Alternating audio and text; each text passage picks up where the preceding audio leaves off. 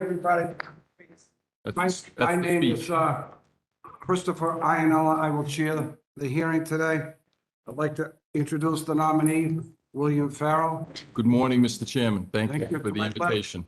Councilor Terrence Kennedy. Good morning. Next to him, Councilor Paul DiPaolo.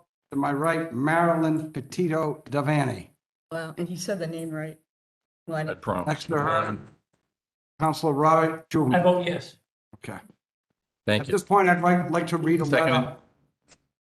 And Mary Hurley is on Zoom. Thank you. At this point, I'd like to read a letter dated July 28th, addressed to the Executive Council. Dear Councilors, I'm pleased to nominate William G. Farrell to the position of Associate Justice of the District Court. Sincerely, Charles Baker. At this point, I know you have a lot of distinguished people here. I know you have family and friends. But before we hear from your family and friends, I have your witness list here. Let's first hear from the Honorable Paul Dawley, Chief Justice of the District Court Department. Good to see you, Chief. Morning, You can Chief. sit or stand, whatever's easy. Good morning, Councilor Morning. Iannella. Morning. Morning, members of the council. For the record, my name is Paul Dawley. I'm the Chief Justice of the District Court. And it's my privilege this morning to testify in support of William Farrell's nomination to become an Associate Justice of the District Court. I work closely in the District Court with Attorney Farrell as a colleague, but most importantly, I've known him as a friend for over 40 years. Since we attended high school together, I've known him personally. I commend the governor, the lieutenant governor, and the JNC for his appointment. If you look at his career, it reflects superior legal skills, substantial experience both in criminal and civil work, a tremendous work ethic, and the highest level of integrity. He's earned the respect of judges and lawyers throughout our system for his professionalism. He's also earned, on a personal level, the admiration of many of us who've known him as a friend for many years for his compassion, his kindness, and his decency. I just want to take a moment to talk about his contributions to the district court, because above and beyond the work he's done in hearing hundreds and hundreds of cases, perhaps thousands of cases as a magistrate, as first assistant clerk magistrate, he's also assumed significant positions of responsibility. He sits as a member of the District Court Committee on Civil Proceedings. That is the group that drafts jury instructions for judges to use in jury trials. He also, when we were confronted with significant issues regarding debt collection matters and potential litigation involving that, matters before the Supreme Judicial Court, he served as an important member of the District Court Small Claims Working Group that led to standing orders and other instructions to judges on those. Throughout his career, he's also served twice as an acting clerk magistrate, assuming responsibilities both in Cambridge and in Plymouth. When we had significant needs, he stepped in and handled those positions, frankly, superbly.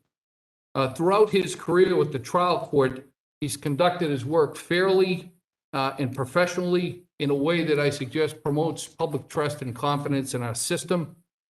His decision-making is governed and guided by being open-minded, fair, and balanced.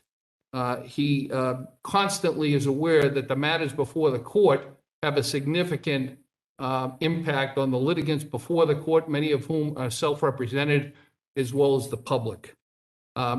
In summary, I would suggest to you he possesses the exceptional qualities to be an outstanding district court judge, both based on his professional experience and his personal attributes.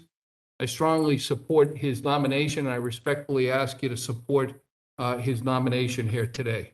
Thank you very Thank much. you. Do any of the councilors have any questions of Councilor Davani? 40 years. Okay, so you've known him 40 years. So tell me, Judge, what is the quality when you think of Bill Farrell? What is the quality that he has that you know personally, professionally, that you will bring to the bench? His compassion. his compassion for others. He thinks of others before he thinks of himself. That's the way he's been from high school to the present day. He has great concern and care and thoughtfulness about other people in our society. That's how I would best sum it up. That's the best quality. I have to tell you, I say it over and over in public here. I look for compassion and empathy. If the nominee doesn't have that, then, they don't have my support. But I saw that too. Thank you. I appreciate that. Thank you, Councilor. Thank you, Councilor Jubenville. Good to see you, Judge. That was a wonderful tribute to him. It just couldn't be put, in my view, by anybody any better than you did. I agree with every word you said about him. Thank He's you. a wonderful man. Thank you. Thank you. Thank you. I don't have any questions. I want you to know that I think you're doing an outstanding job during these difficult times. Hats off. You're doing a great job. Thank you. Thank you. Next, we'll hear from the Clerk Magistrate of the Somerville District Court, Kim Foster.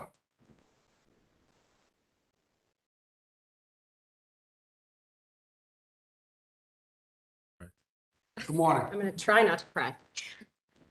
Thank you, Councilor Iannella, and all of the honorable governor's counselors here today for having me back. I can't believe it, but it's been just over 2 years since I came before you myself, asking you to favorably vote on my nomination as Clerk Magistrate of the Somerville District Court. I thank you all from the bottom of my heart for the confidence you instilled in me with your votes then, and I promise you that I have worked tirelessly since to make you, Governor Baker and Lieutenant Governor Polito, proud of my appointment. I'm so excited and happy to be here today, yet incredibly sad and apprehensive at the same time. I've actually been dreading this day for quite some time. It's like the only way I can describe it is like there's both a wedding and a funeral going on inside of me at the same time.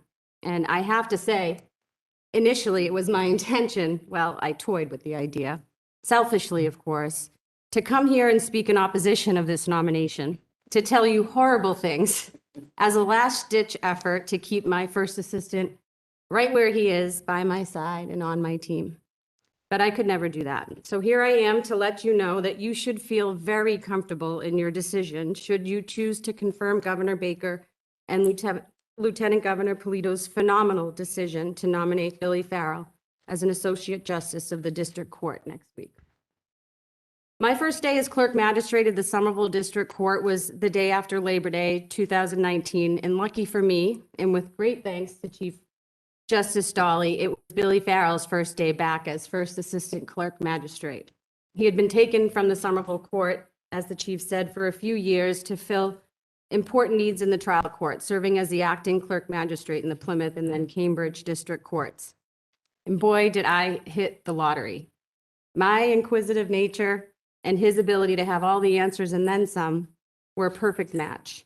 I soaked it all in, and I immediately realized how lucky I was, how wonderful it was that I was learning and training with someone who was so clearly comfortable and competent in every aspect of the office of the Clerk Magistrate and the District Court itself. Billy is a walking rule book.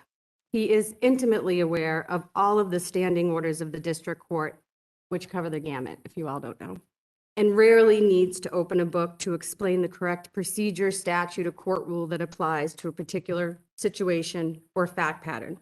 And this is in each and every case type that the court handles. Billy has a work ethic that is unparalleled.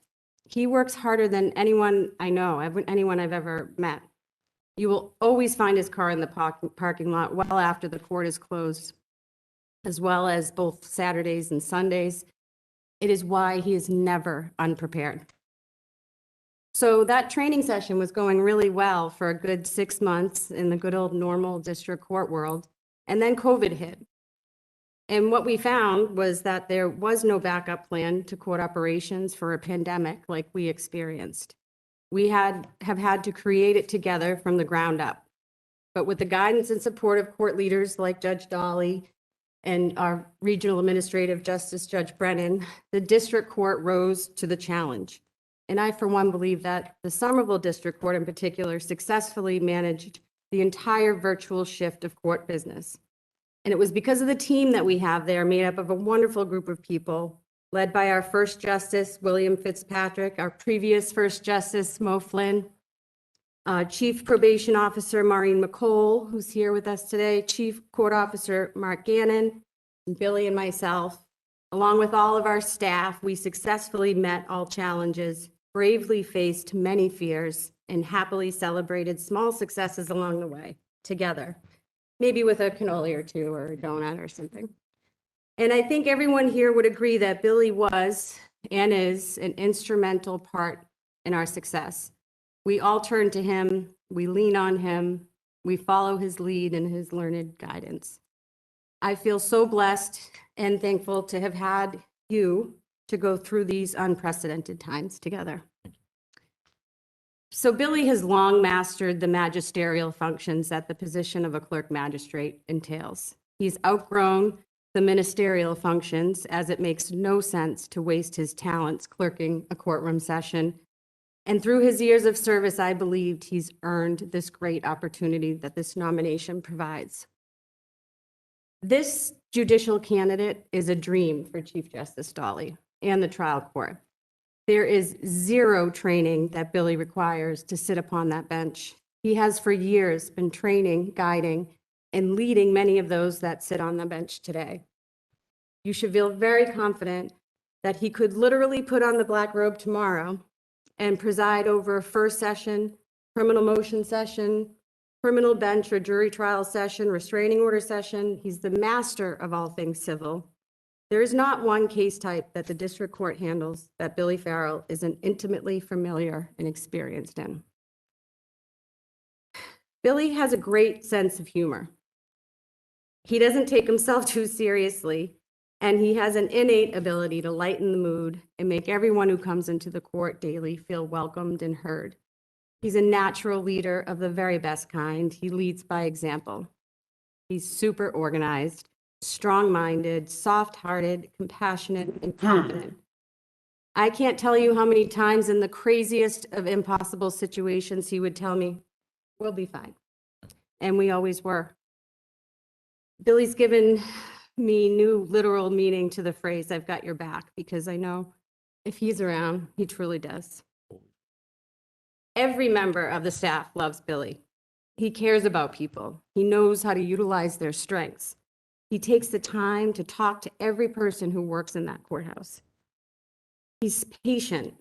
He can let parties expurgate their souls on a daily basis, knowing that this is the key to people walking away feeling as if they truly had their day in court, win or lose. Billy's extremely sensitive to those court users who are disabled or non-English speakers. He's always bending over backwards to be sure that everyone has the same access and necessary information needed to be heard. Billy's work experience as a prosecutor, as a defense attorney in a private civil and criminal practice, as a Superior Court assistant clerk, and most recently as District Court First Assistant Clerk Magistrate Extraordinaire, has more than prepared him to be a fair, impartial, and competent judge. And I know that his most important roles as a proud dad to his twins, William, what's your name? Devoted husband to his Reg, loving son to his mom, Anna Farrell, loyal friend, and dad to so many special friends, has given him the tools in his quiver to be a great judge, one who treats people with great patience, kindness, and compassion. I assure you, honorable counselors, that Billy Farrell has the character, the experience, and the temperament to be an exceptional district court judge. He has proven through his hard work and dedication throughout his many years of service to be an invaluable asset to the trial court, specifically to the Somerville District Court and the communities we serve. His absence will leave a huge void that only his placement as a judge in Somerville will fill. And I'm hoping that the chief might entertain a discussion about this later. I assure you that our first justice, William Fitzpatrick, who wished to be here with bells on, by the way, singing Billy's praises, is under the weather, so he can't be here, but he's on board, so I can tell you that. In any event, even if we aren't lucky enough to have him as one of our judges, I have gifted him his office that he loves so much. you. That's plastered with all your artwork and your photos. And so that he'll have a place to call home and put in the work. That way I'll always have him close by too. Billy, I'm honored that you asked me to speak on your behalf today. I could go on and on and on if we all had it the time. I have no doubt that you will make a wonderful judge and leave a lasting impact wherever you go. Counselors, I'm happy to answer any questions you may have. Thank you very much, Councilor Devaney. Nice to see you again. Good to see you as well. I just have to say that no judge has been appointed at a more difficult time. I mean, a pandemic. Mhm. I can't even imagine. But I was very proud to vote for you and been following you in your pandemic and Zoom and all of that. Oh, yeah. So are you able to have people come in now? Is it changed? We are. We're not opening the floodgates quite yet, and we're trying to keep things virtual when we can. You know, we check the numbers every day, and it's not great right now. So when things have to be in person, they come in, and, Right. and when Well, we're thank- able to. Well, thank you for your service. It's a difficult time for you. Mhm. I'd like to know, is there one case that stands out that Attorney Farrell was before you that made an impression? Gosh, there's so many cases. It's just, I mean, there's so many small claims trials that I saw him preside over. And, you know, I can't remember one in particular, but there was, during COVID, he found that there was a small claims trial that had to be tried, that there wasn't any way that he could work out a resolution, and he tried. But one party was in Australia, the other was in western part of in Somerville. And he went out of his way to schedule it outside of court hours on Zoom so that he could try the case and come to a resolution for the parties, which wouldn't have happened any other way. So it's just on a daily, I mean, he tries cases on a daily basis. So there's too many to remember Right. one in particular, but Well, that's something, the Mhm. distance and Zoom and all. oh yeah. Yeah. Well, thank you. Thank you for coming. Thank- Good to Thanks see for you having again. me. Good to see you too. Thank you very much, Councilor Jumenville. Thank you. Thank you. Thank you for those kind words and for coming in here. I think you and the chief have said wonderful things, and it's all true. It's all true. You're doing a wonderful job as a clerk. Thank you. Thank you so much. Thank you. Thank you very much. That will exhaust the folks who are testifying in support of the nominee. At this point, is there anyone in opposition to the nomination of William Farrell? There being no one in opposition, we'll close that portion of the hearing. Next, we'll hear from the nominee. You can give a brief presentation as to why you'd like to be a judge of the district court. You can introduce your family, your friends, and I have to just acknowledge the presence of, to me, one of the most outstanding district court judges that we've had in a long time. I understand, and I'm aware that he's retired, but what a wonderful job Dennis Curran has done. It's good to see you, Judge. Good. Good morning, Judge. And at this point, the floor is yours. We'll hear from you. Mr. Chairman, thank you very much for this opportunity. And in preparing my remarks, I just wanted you to know that my wife reminded me last night, remember at church, the sermon, it's got to be under 10 minutes or you lose them. So I'm following that direction. And if you would allow me the opportunity to just, for the record, introduce my family as well as the honored guests. Actually, I'm the honored person because of their presence, but my wife, Regina, who is from Burlington. And this is our oldest twin by a minute and a half, my William. He is going to be a sophomore at Catholic University. He's a finance major. And his younger sister by that minute and a half, my Madeline, is going to be a sophomore at Holy Cross, where she is a biology major and soon to also be a Latin major like Dr. Fauci. The Somerville Court has apparently closed down for the day. Presiding Justice Fitzpatrick couldn't be here because he's feeling unwell, but my prior First Justice, Morris Flynn, is joining us, and Judge Flynn, although retired, is still working every day. He is the retired presiding justice of the Somerville Court. However, his dad and his grandfather were both the first justice of the Malden District Court. So he comes from a tremendous line of great serving judges. Also, the chief court officer, my friend Mark Gannon, who actually remembers me back from when I was a young prosecutor and actually working my way through school in the clerk's office, and the chief probation officer, my friend Maureen McCall from the Somerville District Court. My neighbor and friend from the DA's office many years ago, Trooper Joe Collins, is joining us. Thank you, Joe. My good friend from the bar, Attorney Chad Riley, my best man, Pat Fox, and Pat's mom is actually with Councilor Hurley in Springfield. So hello to Helen, as well as to Councilor Hurley. Judge Curran not only joins us, I learned all my civil from Judge Curran. I was a gang prosecutor. This is how I learned the civil, and he also beat me to getting flowers to my mother. They showed up at the house yesterday, so thank you very much. It was just two Roxbury families taking care of each other. Mr. Chairman, thank you for scheduling this hearing so quickly so that my twins would have the opportunity to see this proceeding. They'll be going to school shortly, but they may not remember it. They've been in this building before because their father dragged them through the Freedom Trail more than once. But scheduling this hearing today afforded them the opportunity to be in this august place, and it's a great privilege to my family. Thank you.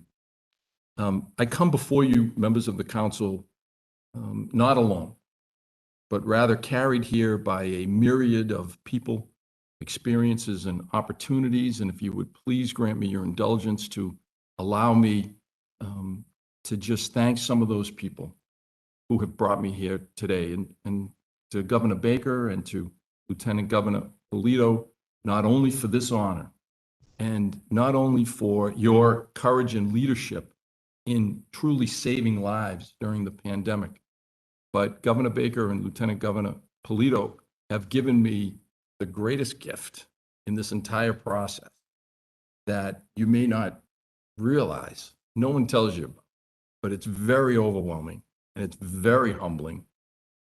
And in the past 2 weeks, I've had phone calls, text messages, emails, cards from folks I haven't seen in over 25 years and people I met just last week.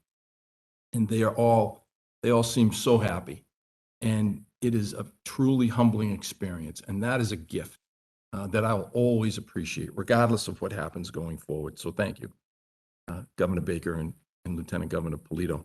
I also want to make sure that this council knows I complimented to the governor and lieutenant governor the legal counsel office, Bob Ross and JNC Director Lauren Green Patrigno, also Deputy Director Emily Gauthier and Katie Babin. They take an extremely stressful time in a person's life, and they allow the candidates to refocus on the application process and to not be focused on the stress of going through this. I had a number of hiccups due to the COVID crisis, and throughout, they were always reassuring so that I could put my best foot forward, and the council should know that. I also like to thank Governor's Council Secretary Valerie McDonald for being there when I needed her to be there. Thank you. McCarthy, sorry. Sorry, Val. I was told I was going to get that wrong. I apologize. Those Irish names. I know. I appreciate it. And I'd now like to thank those people that gave me the opportunity to serve and to learn in my positions in the trial court. And it all began in 1983 with my friend Clerk Dan Pekaski, 38 years ago in the Superior Criminal Court. And then Attorney John Galvin District Attorney Newman Flanagan, District Attorney Ralph Martin, my friend Pat Fox, Attorney Pat Loftus, the late Clerk Magistrate Dick Dwyer, and the magistrates I've served, Tony Owens, Ted Tomasoni, Adam Baylor, Sharon Shelfer Casey, and of course, Kim Foster. And to my many friends and coworkers in the Superior Criminal Court in Suffolk County, and to my friends and who've really become my family in the Dorchester District and Municipal Court, and to the folks in the Brookline, Brighton, Plymouth, Cambridge, and of course, Somerville District Courts. Also to the probation staff, the court officers, the bar advocates, police officers, prosecutors, attorneys, and maintenance staff from all of those courts. To the leaders of the Clerks Association, President Dan Hogan, Keith McDonough, Brian Lawler, Doris Stanziani, Donna Shampoli, Mary Beth Brady, Paul Flanagan, and all of my friends in the Clerks Association, as well as to the presiding justices whom I served, Jim Dolan in Dorchester and Sidney Hanlon, who taught me to always ask the question, is there anything else that you haven't already told me that you wanted me to know about your side of the case? And I asked that at the end of every hearing I've ever done. Thank you, Judge Hanlon. And of course, to my presiding Judge Morris Flynn, who not only gave me the confidence, but the freedom to learn and the support whenever I made a mistake. Nobody knew I made a mistake because Judge Flynn made it right. Thank you, Judge. And also, of course, to my new presiding, Bill Fitzpatrick. And there's also a long list of judges whom I've learned from and who have taken the time to write recommendations and give me advice. Judge Catherine Hand, Mike Pomerol, Emily Costetter, Carol Ann Frazier, Kathy Campbell, Matt Nestor, Jim Coffey, Jack Canavan, Mike Doolin, and Judge Curran. Thank you. There you go. There have also been some very supportive people that have helped me through this entire JNC process, through the joint bar to this very hearing. Former Clerk Brian Sullivan, Clerk Eric Donovan, Clerk Sharon Casey, Clerk Brian DeAndrea, Attorney Peter Bellotti, Attorney George Hardiman, Kevin Mullen, Jack Green, Jay Connie, Jay Lynch, Marty Kane, Marty Healy in the joint bar, and Attorney Pam Delpolgo. To my friend Mayor Tom Koch, Quincy, and to Chairman Kevin Honan, the Dean of the House. Also want to make sure that the Duggan, McDonough, and Richard families know that I'm thinking of you. Of course, to my mom and my late dad, my wife Regina, my William, my Madeline.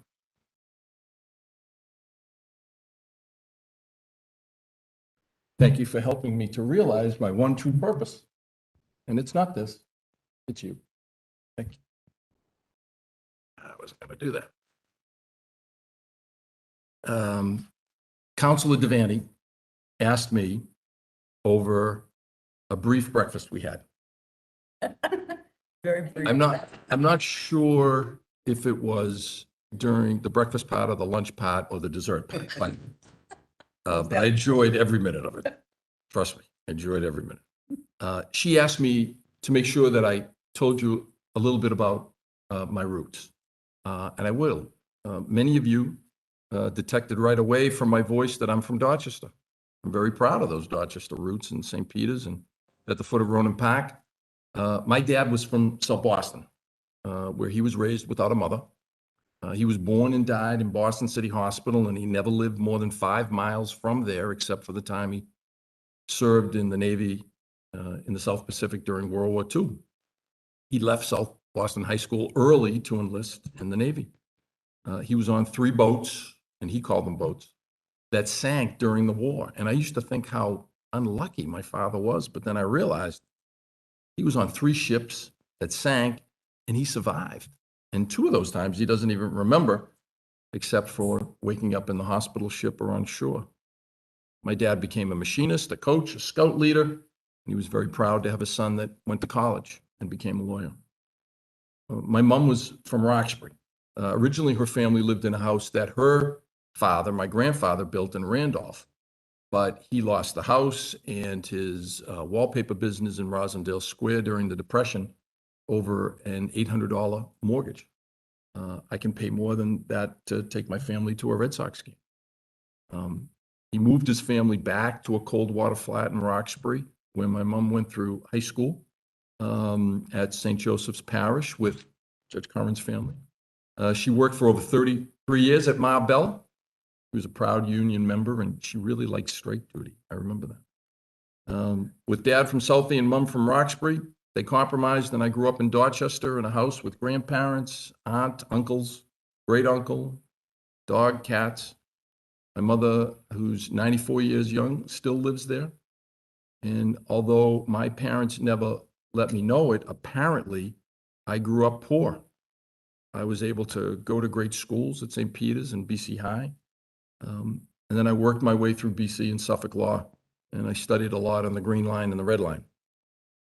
I'm a product of real life members of the greatest generation who survived the Depression, war, economic instability, but who gave me the greatest gift anyone could ever receive, their unconditional love. Hope that was enough. Okay. I have a lot more words here that I wrote. Excuse me, I think you're over. But Never mind. I've I've got a few texts from some of the members. I know. And if I'm on the bench and you need to text me, you go right ahead. I do have a lot more words here, but You have the rule of brevity here. this time is yours. And I'm going to remember the advice of Speaker Tip O'Neill. I'm going to ask for your vote. I'm asking you to approve this nomination and allow me the opportunity to serve the people of our state who rely on the gateway to justice to provide a safe, accessible, and respectful environment that promotes public trust and confidence in the judicial system. I know that all of the work, all of the review that has gone on before now means nothing if this body doesn't approve the recommendation of the governor. And I ask for your vote, and I am going to not read anymore. Thank you.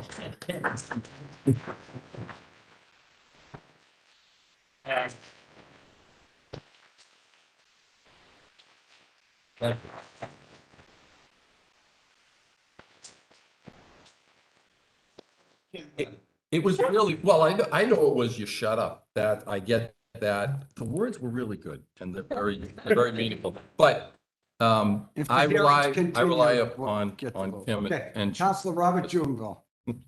Are they clapping because you stopped? Yes, they are. I'm used to that. If you want to give us that statement, we'll put it in the record. In Thank you. fact, we'll put it in a frame and we'll send it to you when you get wherever court you're going to. I'd appreciate the commission more, but yes, I will Yeah. take that. Well, Thank you. I don't really have any questions. I've known you for quite a while, and you're one of those few people that come through the court system that I have never heard bad words. Thank you. That's unusual, as you know. So, and everywhere you've done a wonderful job. Thank you. And you've always been very encouraging to me in this whole process. Thank you. I have? Yes, you have. And I'll remember that. You'll be on the list. I'll be on the list. I don't have any questions. Your witnesses were great. I believe what they said is perfect tribute to you, Thank you. and I'll be proud to vote for you. Thank you. Thank you. Next, we'll hear from Councilor Mary Hurley. Good morning, everyone. Good morning, everyone. Morning. It's a pleasure to be here. I wouldn't be here for the world, except for the fact I had no idea you were that prolific. I've known you for a long time. And it's my pleasure to see you here this morning with your family and friends. And I really don't have any questions. You have been the ultimate pro as it relates to being an assistant clerk. And I know that you're going to do a great job. I've heard nothing but fabulous things about you throughout the process. And I wish you the best of luck. And I will be here in Boston next week to vote on you in person. Thank you very much. Thank you. Thank you, Councilor Hurley. And I know that if you have any difficulty getting here, Helen Fox will drive you. So thank you very much. She's here with me now. Hi, Helen. Thank you very much. Next, we'll hear from Councilor Terrence Kennedy. Morning. Before I take a quick comment, I want to say I got a text from Farrell. I'm going to read most of it. I got that You too. know, Joe, huh? I got that one too. He says, I'm a new Bedford, had a hearing, everybody here loves him. Someone like got tied up, got my vote, he's an all-star. And I don't think you could have said it better. Thank you. Good. I've known you forever. I can't count how many times I pick up the phone and call you out. Hundreds, probably thousands, couple of decades. Even when I was having a bump with the former clerk magistrate, and I'm a little my good friend, but we're always there. Never forget that. And you're a home run. Thank you. And you have never asked me to do anything other than what was the right thing to do. And you've been so supportive of me throughout this entire process and encouraged me to be patient, and it has certainly been well worthwhile. Thank you very much for your confidence. Thank you very much. Councilor Marilyn Petito Devaney. Thank you. How nice to see you again. You take all the time you need. Thank you, Yes. thank you. And I said the same to you. First of all, I was so, your roots were so touching to me that's why I asked you to, to tell the public about where you came from.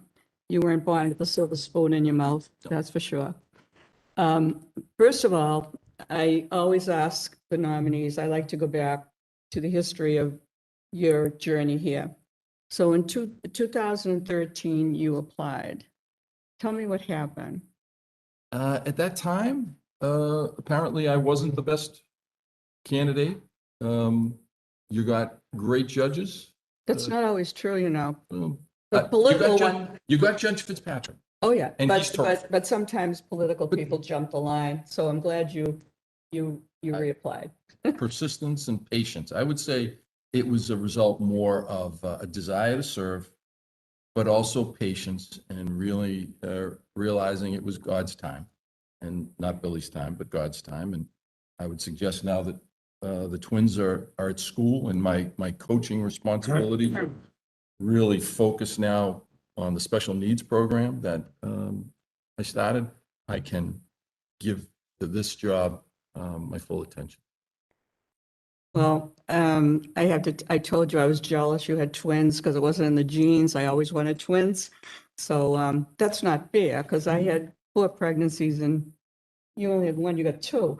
So Well, actually, we went through more than that. having said that, But it's and all a a lot of, credit there's, I just wanted to say personally, the personal connection was something because my mother's name is Madeline and you're born January 13th. Mhm.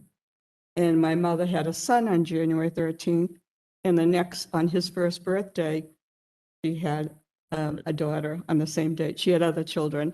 And sadly, Andrew drowned as a child. But anyway, all of that connection was really amazing to me.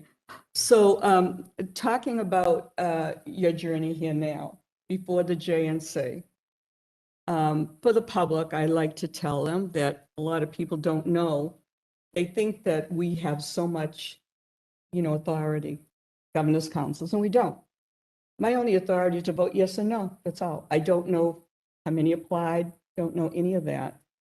And so I'd like to know how many were there and for people to know there's 21 attorneys in Massachusetts that every governor appoints as a judicial nominating commission. They have amazing authority that we don't have. They choose if you're going to get an interview, and they make the recommendation to the governor that comes to us. So it's very important that 21 people be there. I've been here 21 years, and in the past, there was a JNC chair. I don't know who's on there. It's none of my business, really. And I was told that he sat down the 21 attorneys and said, if you don't go to the hearing, you don't vote on the nominee. That's justice. how many people of those 21 were there in, whether Zoom or whatever? I don't know when this took place. I've sat with a full bench of counselors this time during the pandemic. My interview was actually the first interview canceled by the pandemic in March of 2020.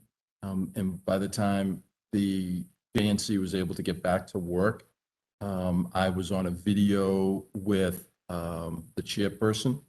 JNC Director Lauren Green Patrigno was in the room with me, and there was a screen of another 10 or 2.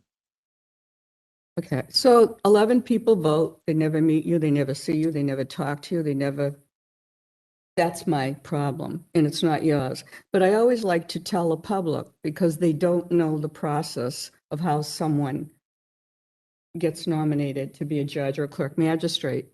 And that's the JNC who has all of that authority.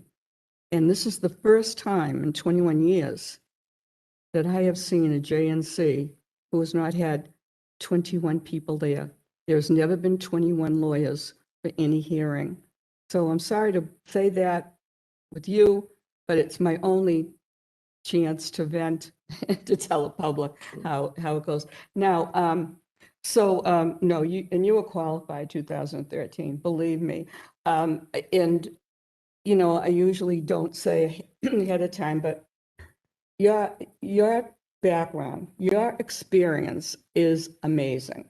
I mean, when we talk about, this is what I wish the governor would tell the JNC. We need people with your life experience. We don't need someone 42. We need someone that has the experience, 32 years. Even before that, you worked in the court. So you have done it all. You have been a mentor to people. You have trained people in so many ways. And I just want to mention that in the Cambridge District Court, I don't understand, so qualified, Brian Sullivan was temporary, when he was an assistant clerk magistrate for so many years and a probation officer. So that's unheard of, to have a temporary, unless you can't find someone qualified, and he was. So anyway, so now the governor appointed his deputy legal counsel, Sharon Casey, as a clerk magistrate. When I questioned her at her hearing, she said she's never been in a courthouse. So I have to tell you, your training for her is very meaningful, very, very meaningful. So, let's go over some of the things that you've had. You've had how many bench trials? As a prosecutor, we stopped keeping count. My friend, the late Brian Honan, got us up to about 400 jury trials. There were multiple dozens, and that's as a prosecutor. Bench trials? Bench trials? As a prosecutor, defense attorney. 1,750. Well, that's the only small claim. Yeah, small claims is 1,784 cases that I've tried, involving motor vehicle torts and home improvement contractor law, PIP violations, consumer protection violation claims. I'd say that's one part of the job that I've had, but as a prosecutor and a defense attorney, it has to be over 500. It's, this is what we want to see.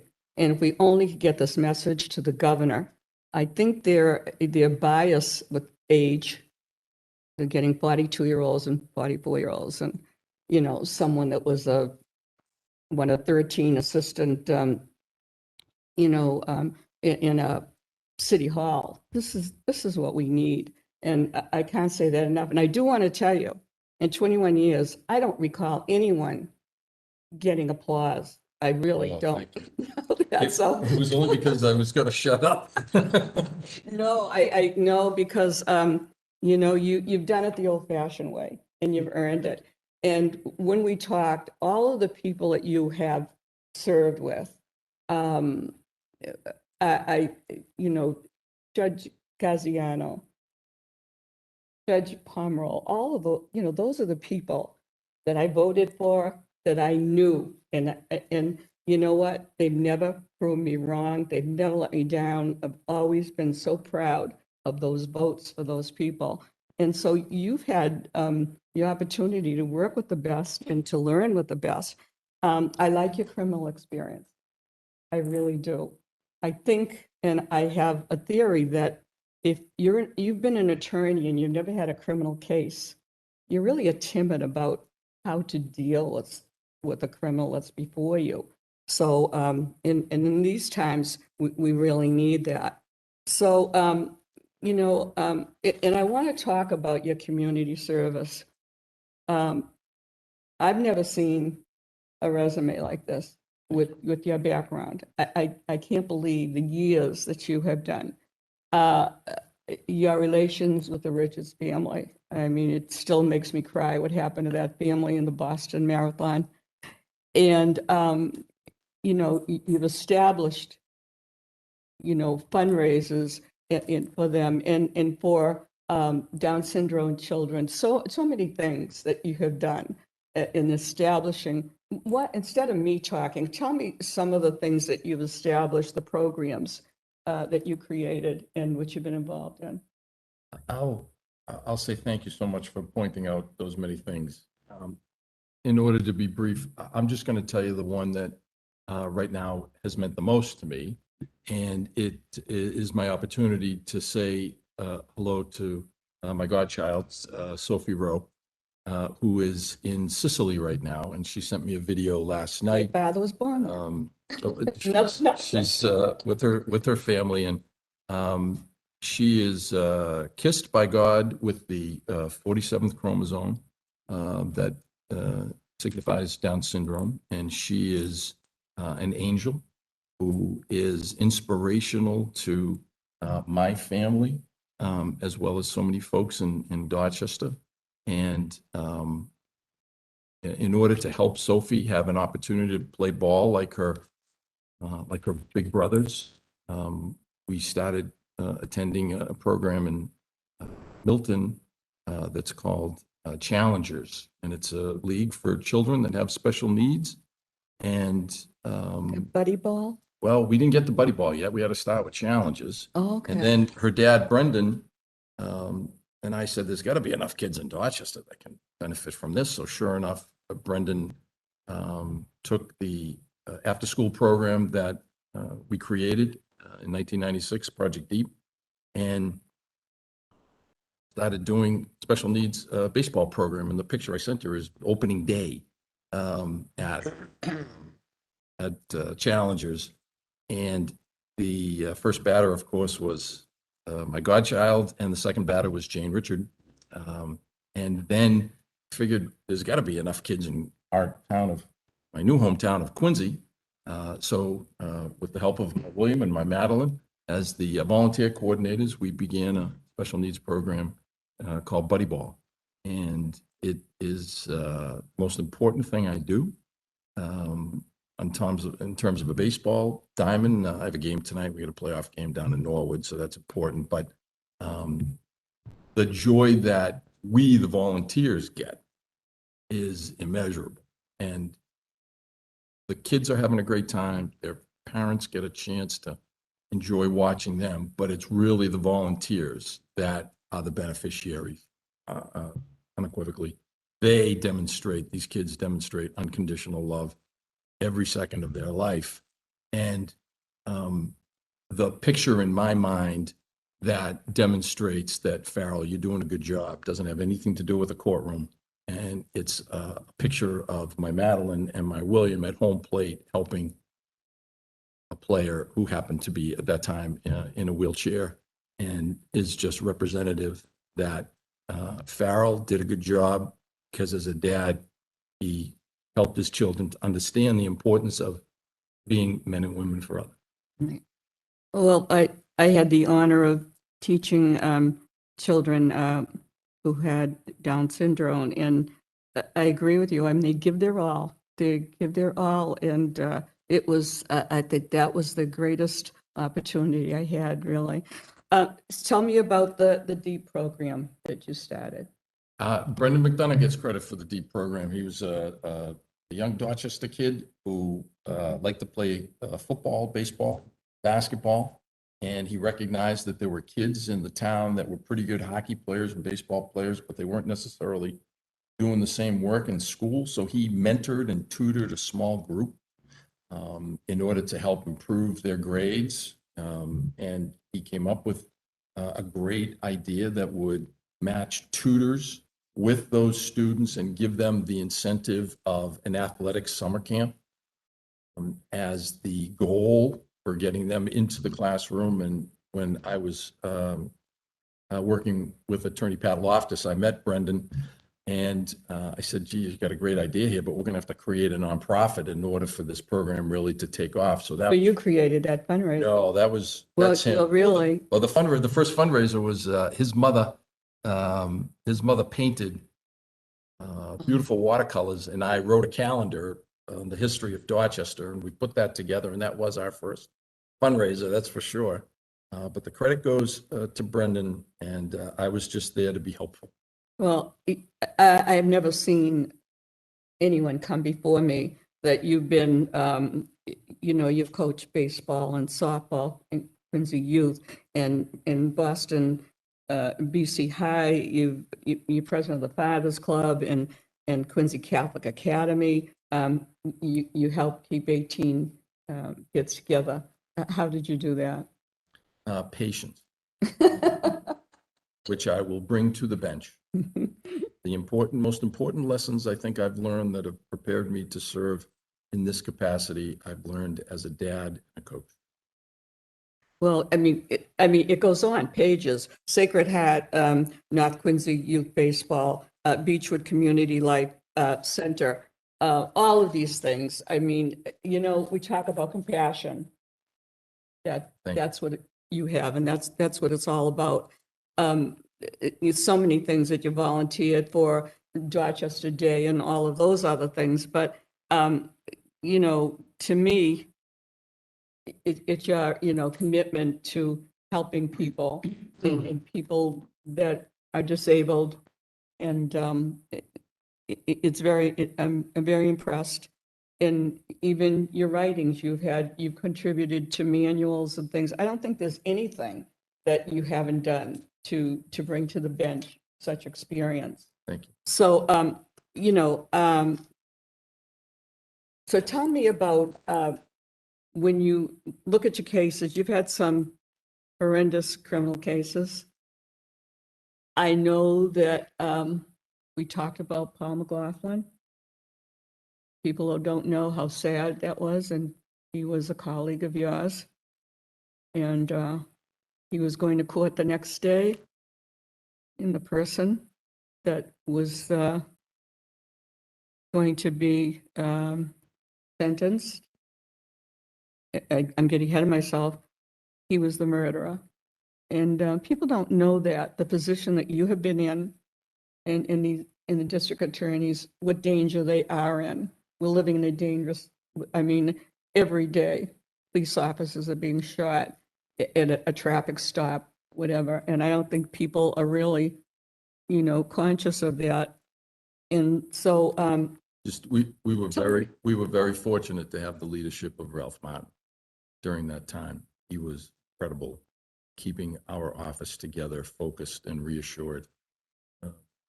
He stepped into a situation that I don't know anybody else could be prepared for, but we were very, very blessed to have Ralph Martin.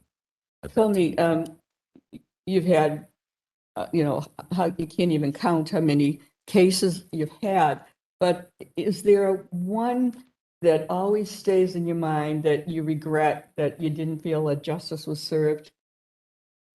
We talked a little bit about that, and it involved a special needs person who was the victim of a rape at the hands of people that were supposed to be looking out for her. And it was just such a difficult case. She was a beautiful kid and came from a great family. And there were many obstacles in that case. And I would never mention anybody's name. That No. wouldn't be fair, obviously. But that was the case that always bothered me because of the injustice that was done to somebody that was relying upon others, and the person that was supposed to be most responsible for taking care of them took advantage of it. And I couldn't prove it. I couldn't get over the hump. There were other witnesses that were there that were friends of the accused, that whether they were not telling the truth or not, it just wasn't enough. But that, obviously, that case is stuck with me more than 25 years later. What, is there one out of all of them that stands in your mind that was the most rewarding outcome? Oh, we did talk a little bit. There was a case that received a great deal of attention. It involved a shooting involving 8 people at Shabu roller skating rink, right beside District 3, the police station in Mattapan. And this place was supposed to be a safe haven for people in the community. And yet it was a shooting involving a juvenile. And it took a great deal of police work. The Boston Police did a phenomenal job. The gang unit did a phenomenal job following the law, but also keeping people safe. I think they saved the life of the kid who was most responsible for the shooting. And I appreciated the confidence that Ralph Martin gave to me in order to be responsible for the prosecution of that very complicated case.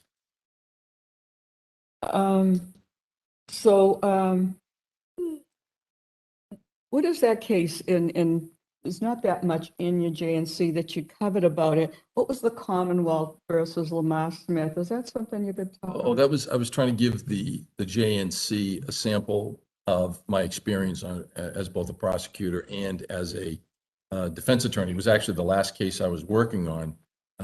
Lamar was accused of a homicide that he didn't commit. And I learned an important lesson that sometimes the police can be misled by their witnesses. And it was a police officer whom I respected, I liked an awful lot. I'd worked with him before, but a mistake was made. And I actually went into the clerk's office, and Mike Doolin finished that case, and justice was served in that matter. But it was an enlightening case for somebody that had spent so many years as a prosecutor, and then I had that opportunity to have my eyes opened as a defense attorney. It's just amazing that you have had, as a hearing officer, that you have had conducted over 10,000 appeals. Those I've never on seen motor that. vehicle. And Yeah, I have never seen that. And my new boss was almost there in the first 2 years of Yeah. her job. And tell me about the dog. Was that, you even dogs, you got involved with? Oh, this dog appeal, sure. If there's a hearing officer from a municipality that makes a determination that the dog should be removed from the city or actually put down. I didn't know there was such a thing, that there was an office. Yeah, there's a statutory right to a hearing and a review. And if the owner of the pet doesn't like the outcome, they have an opportunity to appeal that to a judge as well. So that could certainly happen. Yeah. Was there one incident about a dog that you were involved in that you? I can't speak to that in front of my children. Okay. We have a 4-year-old Australian Shepherd, and I can't. Okay, all right. Okay, so, it's how to even narrow it down. You've been in the Somerville, Cambridge, Plymouth District Court, the Dorchester Municipal Court, law office, it's Suffolk County District Attorney. Just amazing. Thank you. All of this that you're bringing, to us. And, I can't say how excited I am that you got through, number one, that you applied again. Sometimes people go away, they don't apply again, and we would have lost you. Will you vote for me? You know you have that way. And I gotta tell you, all the waitresses at the diner, if they could vote, they could vote. My pleasure. Thank you for bringing today. But here's how prepared I am. The week before we had the diner experience, my wife and I went there. I even prepared the waffles. And that's how prepared I'll be. Can you imagine taking a dry run? He's the first one in 21 years. But anyway, I'm so glad you did. Now, tell me, Wait, that was the segue. I think we were supposed to be done. I want to tell you that Brian Lawler called and he just couldn't say enough about you. Thank you. And Brian has been a great clerk magistrate. Yes. Very proud of, that I had the honor to preside over his hearing. And, so, you have a commitment to delivery of civil Right. justice, that's for sure. You've had that background too. Thank you. So do you want to tell us a little bit about your civil background? I learned it all from that man right there. Judge Curran took me under his wing, and he could not have been more patient with me. He's a brilliant man. I also learned a great deal of civil from the late Gordon Martin, who was in Roxbury District Court for a long time, but I had the opportunity to do civil trials with him for the Dorchester Court in Brookline. So Mark Perlin was my professor in law school. I read his Bible with John Connors all the time. And I also spend a lot of time with the attorneys who come before me doing Rule 16 pretrial case management conferences. And I talk to them about the law. I talk to them about the status of the law and about their practice. So I learned. And when I teach that for the Judicial Institute, I remind the people in front of me that my experience was as a gang prosecutor, as a criminal defense attorney, and here I am speaking to you about civil. Don't be afraid. You can learn this. And I would say it's only work. Just put in the work on it. Some things are not considered criminal, but it's criminal when it's when it's your family and it's a 27-year-old young man who dies in a traffic accident and his wife is pregnant with the first baby. That's an amazing. You want to talk, and this is happening a lot. Things are falling out of trucks and going into cars. So tell us about that one. That case was demonstrative of the charging decision-making responsibilities that I've had, where this was a case where a person lost their life, a family has been devastated, but whether or not the person that was responsible for that accident was negligent so that it rose to the level of a crime, I made a decision that it had not been, and that it was a tragic accident as opposed to a crime. I think the following week I had the exact same offense, and in that case I found that the person was negligent by not paying attention to the roadway, and I issued the complaint for a motor vehicle homicide. But that was a demonstration in my application of decision-making ability. So no one's held responsible when they, a 400-pound tire, whatever they have, whatever kind of load they have, the company is not responsible for, there's no regulation of how they may have to, make sure that it, we see cars, carrying all of these cars and they look like they're pretty much, safe. But they can just throw tires on a truck? I mean, there's no regulation? No, there is. That is in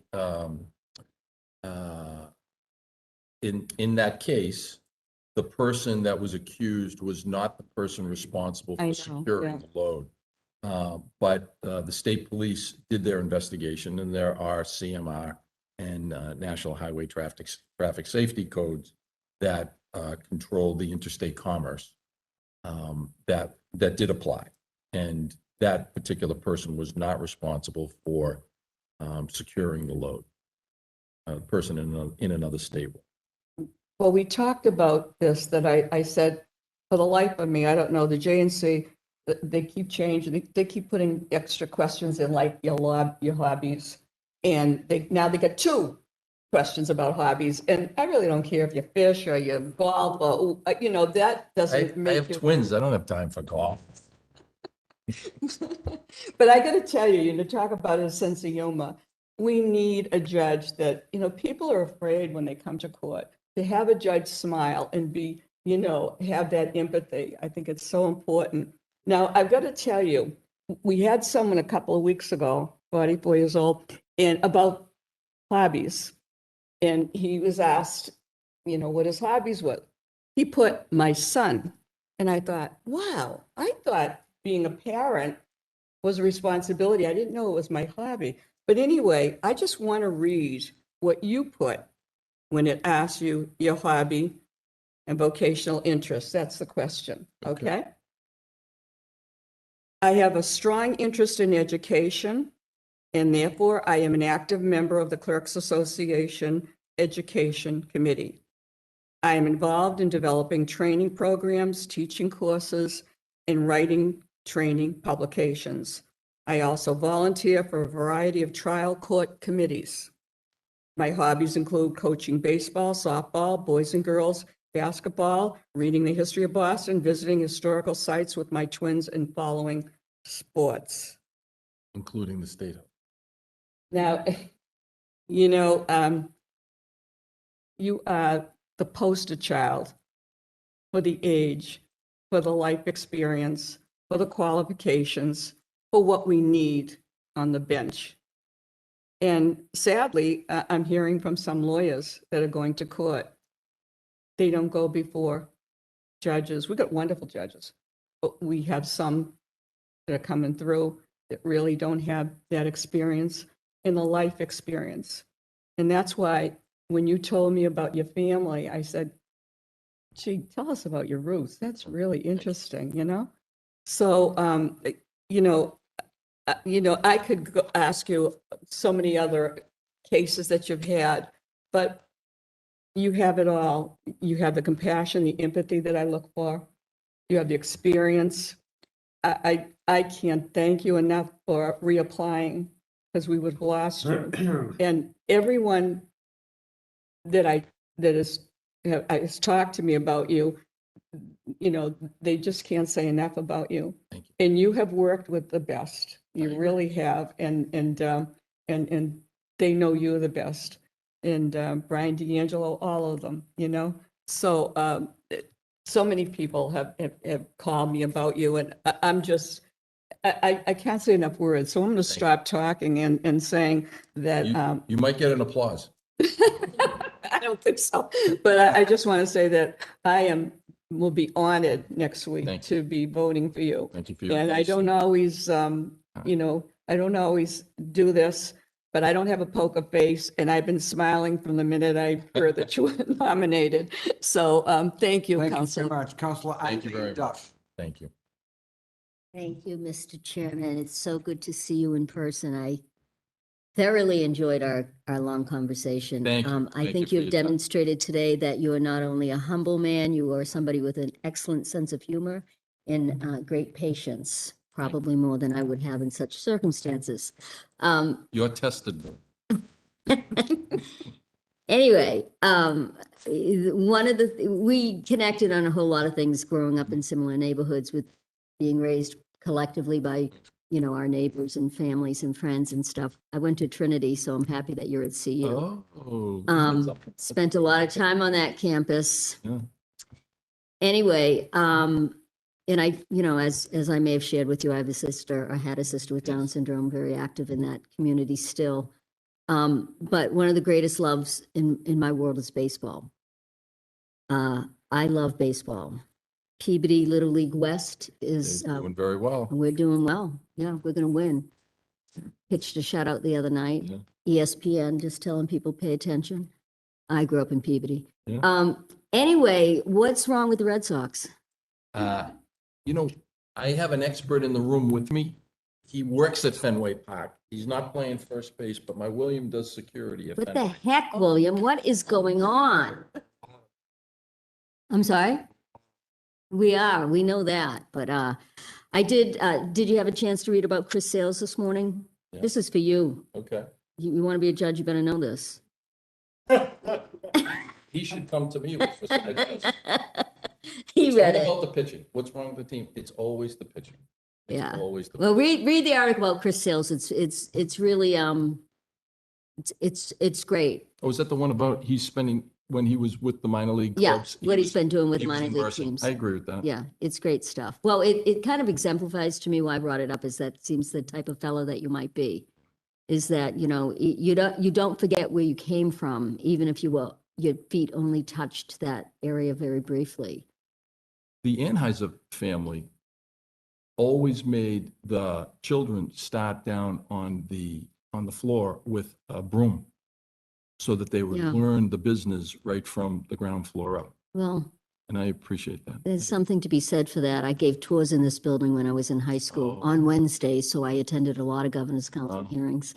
So if you want a tour, I can show you stuff that they don't show you anymore in the tour. That would be terrific. Anyway, I'm teasing you. I'm not. Anyway, you know, all the bases really, no pun intended, have been covered today. You have a terribly wonderful resume. Thank you.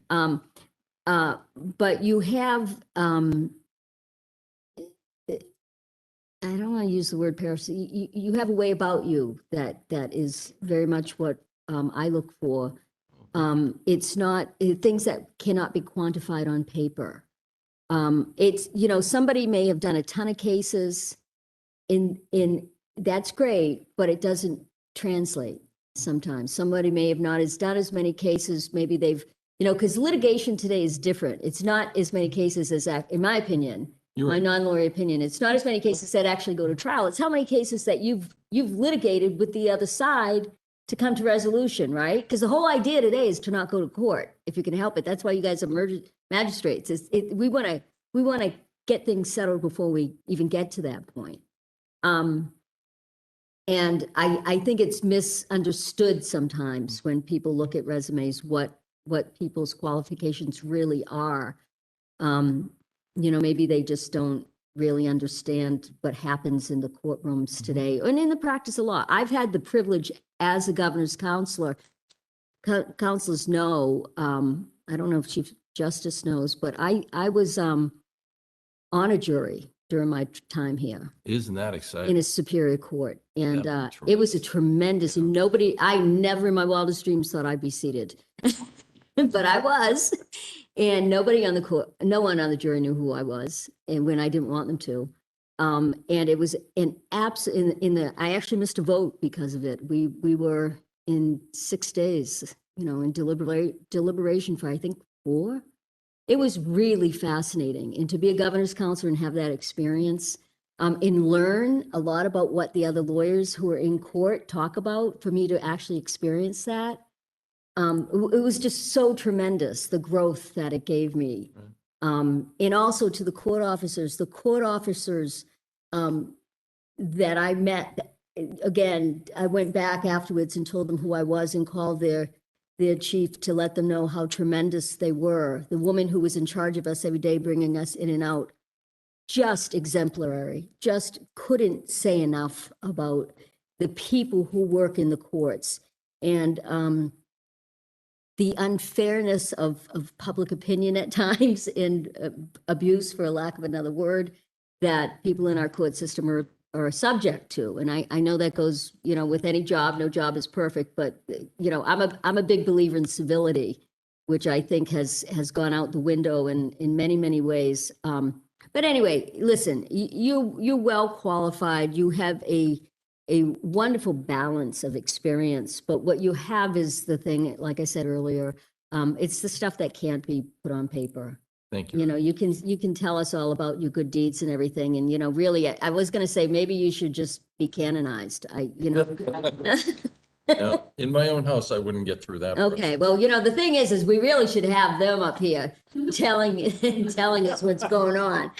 Might be a different story. The tuition's paid, so I guess they could get away. Yeah, there you go. But anyway, thank you for applying. Thank you. Because honestly, as I said to one of the candidates last week, folks, with your breadth of experience and many of the fellas and ladies sitting in this room who work in our court system, you could all be making a heck of a lot more money in private practice. And I appreciate that you're willing to sacrifice your own pocketbook for the public good. And I wish that more people understood that, and I wish that you got more credit for it.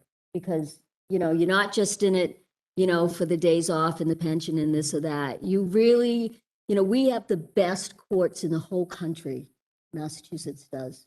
We really do. And we're not perfect, but we really strive and we really work hard. Justice Dollar, your leadership during this pandemic, it's been tremendous. It has not gone unnoticed by some of us. So thank you so much. And that's all I got to say. Thank you very much.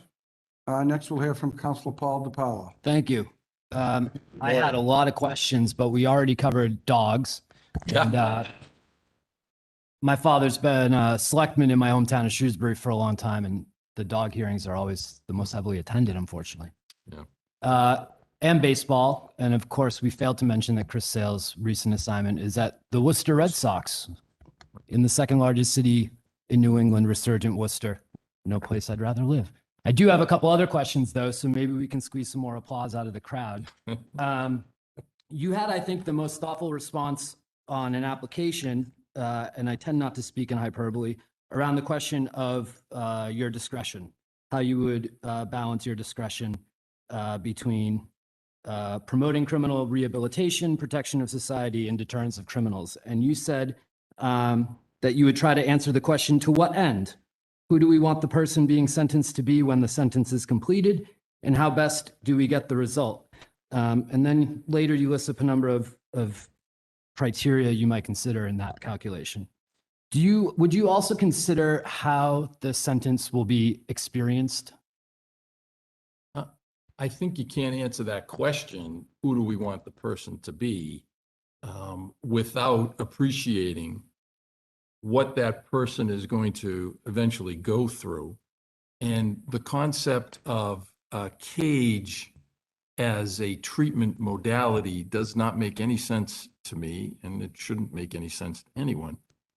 But what that person is going to experience as part of supervision, therapeutic programs, maybe even diagnoses of illnesses that haven't been treated, is all going to be an important part of any sentence that I would impose. I'm not afraid of knowledge. I'm not afraid of information. There is a reliance on the Board of Probation history, and it's very helpful, but it's a factor, and it's among many other factors. Sometimes that record might not be correct, and sometimes that record reflects really more where that person is from, because we've learned that people of brown and black skin happen to be in communities that have more interaction with police, and that will result in a larger Board of Probation history simply because of the community where they live. And that's among the many factors that I think a good jurist will consider. So I want to look at a couple of those specific factors, but my question arises from a concern I have that we have, according to the most recent available data, we have the fourth highest suicide rate in our incarcerated population in the country. And that's really problematic to me. And of course, the Department of Justice, federal Donald Trump Department of Justice, recently released a report asserting that Massachusetts Department of Corrections routinely violates our citizens' civil rights while incarcerated. I read the article in Commonwealth Magazine that simply is shocking, because in Massachusetts especially, we are entitled, I think, to expect that we're better, because we've got more resources, we've got the smartest folks on the planet, and the very concept of conditional liberty was created here in this state in the 19th century. That's where we get probation from. John Augustus was the person that came up with the idea of conditions of probation rather than incarceration in order to improve the quality of our community. And you would think that we would be better, but the hard data is shockingly that we're not. Competency isn't enough, is it? Not People even need, close. people who have the authority to make changes need to have the courage to make it urgent I agree. while people sit in prison. So you also said in your application that in general, you're opposed to mandatory minimum sentences. Is that accurate? I came to that conclusion from not just my experience as a prosecutor, but also my experience as a defense attorney and now as a magistrate. The concept of minimum mandatory sentences, and I think I wrote about this in the questionnaire, they are a reflection of what I said are the mores of the people. Obviously, any law is a reflection of what the spirit and the heart of a community is. This is what we think is important. This is what we think should be given attention to. We're really letting you know, we think it's important that we keep guns and drugs away from our community. Completely understandable more. That legislation that reflected the mores may have been well-intentioned to treat everybody the same, but now that we've had a chance to live with minimum mandatory sentences, we've had a chance to see what the real effect is. And if you look at the Harvard study, it tells us important things, but quite frankly, that's nothing new. There was a Sentencing Commission, I think, report that was in 2014 or 2013. The SJC came out with an opinion back when I was in the DA's office in 1994 about racial imbalance. Why do you think I still get pushback when I ask some folks about it? Why is it? I think it's, Why is it's that hard to pushback accept there? that we're not doing better. And I don't think people would tell you, yes, I am concentrating on putting people behind bars who come from certain communities, or I'm considering whether they are black or brown skinned or white skinned when I impose a sentence. But the reality is that folks who are black and brown skinned spend longer in jail for similar types of behavior that I just don't think we would have expected. Do you think that what you just stated and what you wrote in your application, that mandatory minimum sentences eliminate judicial discretion and proven to contribute to mass incarceration and wide racial disparities in incarceration? Do you think that when you look at the big picture system, that timely review of commutation applications among the incarcerated population would be an appropriate tool to remedy some of that? Sure. And it also serves as an incentive. Yeah. If you have a person who's serving a sentence that has no hope, I'm not sure how cooperative they're going to be in any programs. Sure. And the governor's guidelines on parole suggest that that's the purpose. And yet we've only had 2 commutation hearings under the current administration. So I hope that there is hope, and I hope that's not contributing to some of the numbers I spoke about earlier. So really briefly, you also mentioned the mitigating factors in the sentencing guidelines as being one of the factors you'd consider. The second in that list is the defendant suffering from mental physical condition significantly reduces culpability. So you've worked with juveniles, and I wonder what your take on brain development is. Now I would talk for a long time. You will lose your applause I from some know. of the members of the That's crowd. okay. But I just want you to know I understand it, because in over 15 years ago, Judge Breyer, who was considering the Roper case, had a conversation with one of the attorneys. I think the attorney's name was Waxman. And he actually said, I just presumed that the science demonstrates what every parent knows. And as a young prosecutor who was responsible for juvenile prosecutions in Boston, I couldn't appreciate that. As a defense attorney, I learned a little bit more about it. As a magistrate, I've come to understand, but as a dad, Judge Breyer was right. The brain develops throughout an adolescent's life. And we're only learning about that now. I think The science would tell you that there's a development spurt around age 2 and 3, and then there's a development spurt around puberty, around 11 and 12, depending whether it's a boy or a girl. However, MRI studies have now been able to demonstrate that there's another change during the adolescent period, 18 to 21, and that the development isn't completed until age 25. My will tries to help me with that, and thank you, William. So you've done your homework on this, I am. and males tend to take longer actually in that development. Yeah, no doubt, and my Madeline helps with that as well. And so you may also know that experiencing childhood trauma exacerbates that development and in fact delays it in many cases. Including whether a person has instability in Sure. homes, or whether they are they don't have to be the victim Right. of violence, but The witness. if they're in the home, Yeah. they suffer that same Shell shock. stress, PTSD. PTSD, exactly. Right. So, and a lot of those kids eventually end up in gangs in the juvenile unit. Would that be accurate? Sure, peer pressure. Yeah.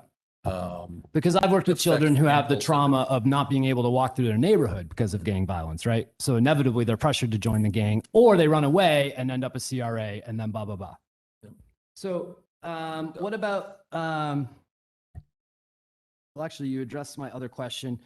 I appreciate my colleagues' comments on your experience. You've been practicing attorney since 1989. I do think that there are cases where 40-something may have the unique perspective or experience, or may feel a need in the system that's appropriate. But in general, I think the trend towards the younger judiciary is becoming problematic to me. And I'm very happy to see you here. You've done your homework, which I also appreciate. And you referenced your myriad influences. And I hope, and I'll ask you as a judge, potential judge, will you ensure that you are mentoring young lawyers and taking particular attention to attorneys of color and women? I will continue the mentoring I've been doing throughout my career, and I look forward to the opportunity. Thank you. Your responses, and perhaps that's indicative of my vote. Thank you very much for your time and for bringing all of those issues to the forefront.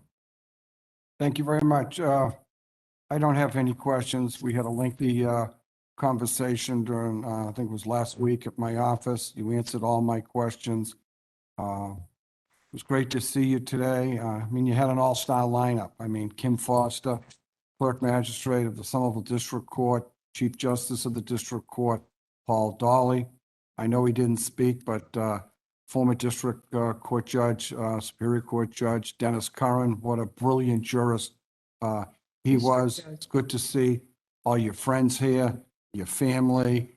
I mean, you obviously have the experience, but to me, more importantly than experience is character and temperament. I mean, and compassion. I mean, you can be the smartest guy in the world, but if you don't have the right temperament, you got to treat people with dignity and respect. And I feel really good. You're going to be a great addition to the district court. And when your name comes before us next week, I'll be more than happy to put your name forward and to cast my vote for you. Thank you for that honor. That will conclude the hearing, and thank you for everyone for coming, and you did a great job, everyone. Thank you. Thank you. Thank you for rule of election.